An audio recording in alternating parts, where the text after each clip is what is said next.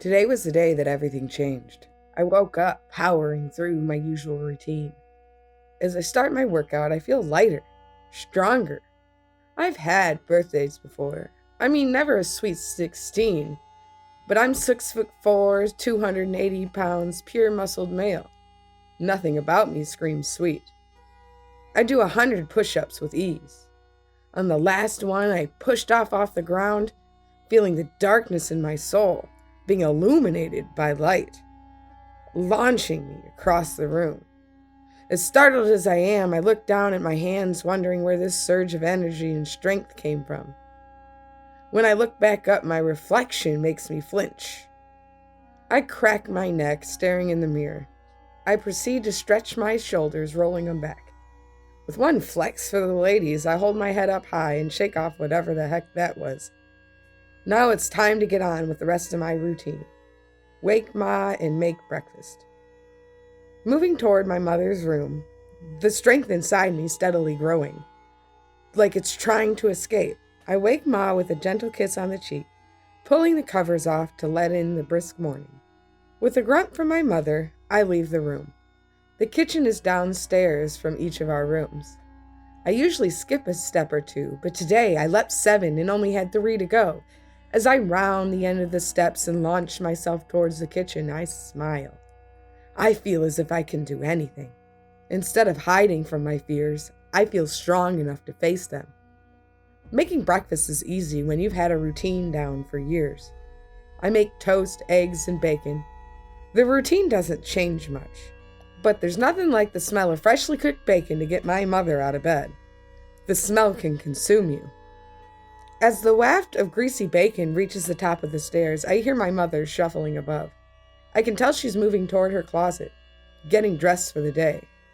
She's a nurse at the local hospital. Sometimes she works 12 to 16-hour days. I need my sleep. I don't think I could do all that. I hear the bathroom door above open and close. Somehow my hearing is much better today. After a moment, she starts treading down the stairs, although by the sound of her feet, it sounds like she's dreading down the stairs, dreading her entire day. "Happy birthday," she says, through dark, glistening eyes. I know this stair better than anyone. Her mind isn't here. There's also sadness there. Obviously, she didn't get enough sleep, but is there something about my birthday that she's dreading? I raise one eyebrow at her, although with my shaggy mane, I wonder if she can tell. "Try not to sound too excited," I said, giving her my award-winning grin. I actually won Best Smile in 8th grade. We've had a rough go of it. My dad was never in the picture, and my mom's been taking care of my grandfather, who has early onset Alzheimer's disease.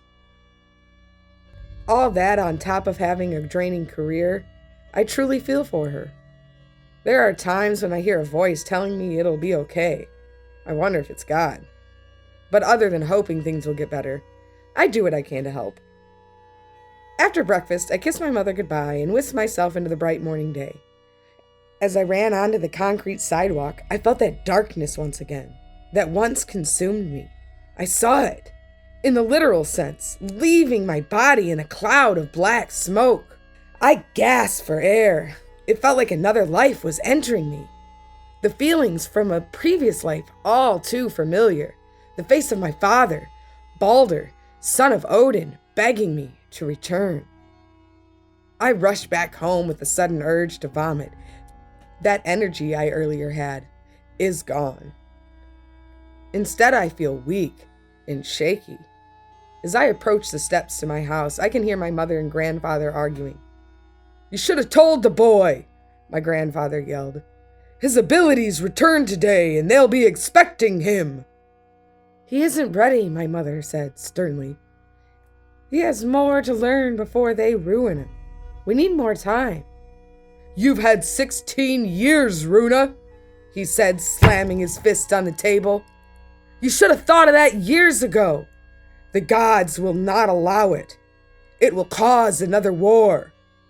Feeling lightheaded, I stumble backwards, trying to understand the argument I heard. I catch my balance as if I never stumbled. The lethargy has been replaced by rage. Without even realizing, I was jogging away towards Cam's house. My best friend Cam has been there for me since kindergarten. I was a chunky child until I grew. The bullying started early. Cam put an end to it, though. He told a kid he'd kick his ass if he ever made fun of me again. I think he was the first kid to swear in front of a teacher. She was so shocked, he didn't even get in trouble. We've been best friends ever since. As I make it to Cam's, he's got his bike upside down with one wheel off as he's laying down underneath. As he sees me, he jumps up, wiping grease on his pants, and he smiles at me. "Happy birthday, bro," he said. "Thanks, but the strangest thing just happened to me," I replied. "How do I even describe what just happened to me? No one will believe me. Found out my dad's not really dead, I think at least. But something weird happened and I saw him. I knew him, like I knew him my whole life. I think I'm a demigod." "Here, sit down." Cam ushered me to a chair, but I didn't sit. Instead, I went on. "He said he's Balder, son of Odin. It was so clear. Then this black smoke came out of me and I almost puked. Then, get this, I started to go back home when I heard my mom and grandpa arguing about something, and my abilities returning about something that they'll be expecting me," I said, in one breath, inhaling dramatically at the end. "It sounds like," Cam started, "whatever's happening to you, they knew all along." I'm relieved to hear belief in his tone. "I know this all sounds insane," I said, "but we have to get the truth out of them." "I agree," Cam said, as he whipped out his phone, and in 2 seconds, I feel my phone buzz. In the group chat, it reads, "Meet up at my house in 5. "We need to confront her in numbers," Cam said. "We'll all be there to hear what she has to say. We won't let her leave without telling the truth." It wasn't long until the gang arrived. Chad and Oscar came first, then Jade with her loud truck. "What's going on?" she said.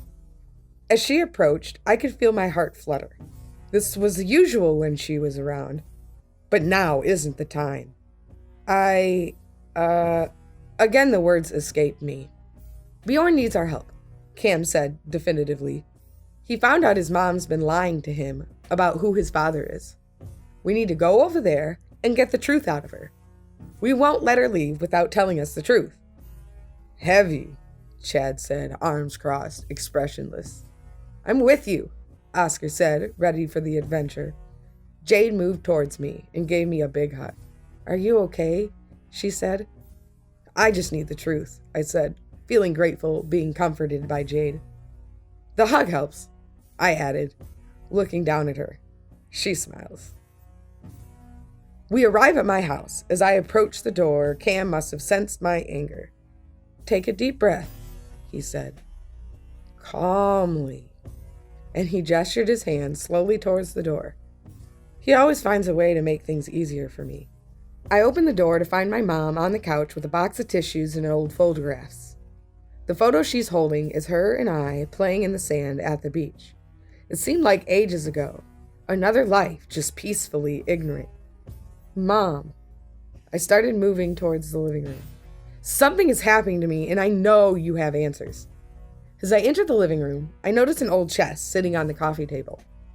"This day approached too fast," she said, pausing to meet my gaze, as if to remember me young on the beach covered in sand. "My Bjorn," she started. "No, my Bjorn," I interrupted. "I need answers." All right, she said. "Sit. It'll make this easier." She moved toward the chest, patting it gently. "I'm not sure where to start. Your father is Balder, son of Odin. Your lineage is complex. Your grandfather is a Vanir god, son of Freyr and Girth. So you are both Vanir and Aesir, with a splash of goddess, as Girth is a daughter of Ymir, the creator of the cosmos. There's too much to tell you, and not enough time." "Time for what?" I asked. Still unsure, I fully grasped what she's saying.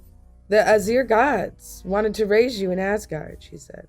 "So when you were young, I put a protective spell on you and settled with your grandfather here on Earth, where Vanir gods simply don't go. Awful species, humans. Really. No offense, dears," she said, turning to my friends. "Aesir gods don't have the same morals we do. They're also headstrong, arrogant, and insistent on pushing their views on all the realms. They decide everything with a dumb battle. It's all just so grotesque, she said with distaste. So what do I need to learn before they come and take me? I asked. Oh dear Bjorn, she said, taking in my face. The bridge is broken. They won't be coming anytime soon. Anyways, they'll need more than godlike power to get you out after today, she said with that same dark stare from earlier. I've set aside everything I know here in this chest, she said, ignoring the questions. She opened the chest. There were papers stacked throughout and a large pendant anchoring them down. She snatches the pendant quickly and holds it close to her chest. I know this will make you mad. Just understand, I need you to learn the Vanir way before you go to Asgard. I could see a tear form, but she wiped it quickly. She sighed, looking distant. I moved towards the chest, still shocked by the words coming from the lips of my lying mother. She shut it aggressively and threw it at me. Her eyes dark, the tears gone. I'm sorry, you need more time. She started to chant the words, Fengshilriki, Fengshilriki. An unexplainable wind gathers like a storm. The pendant she's holding glows bright red. I love you, son. Please understand, she said.